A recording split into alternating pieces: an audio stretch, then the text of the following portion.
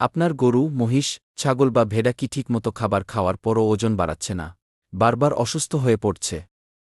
তাহলে এর অন্যতম কারণ হতে পারে কৃমি সংক্রমণ। আজ আমরা জানব জনপ্রিয় কৃমিনাশক ফেনাজল ভেট সম্পর্কে। ফেনাজল ভেটের প্রতিটি বোলাসে রয়েছে ফেনবেনডাজল বিপি 250 মিলিগ্রাম, যা একটি ব্রডস্পেকট্রাম কৃমিনাশক। এটি পশুর শরীরে থাকা গোল কৃমি, ফুসফুসের কৃমি এবং ফিতা কৃমি ধ্বংস করতে সাহায্য করে। এই ওষুধটি গরু, মহিষ, ছাগল, ভেড়া, ঘোড়া, কুকুর ও বিড়ালের কৃমি নিয়ন্ত্রণে ব্যবহার করা হয়। কৃমি আক্রান্ত পশুর খাবারের রুচি কমে যায়, ওজন হ্রাস পায়, বৃদ্ধি ব্যাহত হয় এবং দুধ ও মাংস উৎপাদন কমে যেতে পারে। তাই নিয়মিত কৃমিনাশক প্রয়োগ অত্যন্ত গুরুত্বপূর্ণ। সাধারণত প্রতি ৩ থেকে ৪ মাস পরপর কৃমিনাশক প্রয়োগ করার পরামর্শ দেওয়া হয়।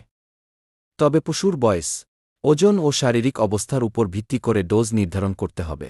মনে রাখবেন, দুধের জন্য প্রত্যাহারকাল ৩ দিন এবং মাংসের জন্য ১৪ দিন।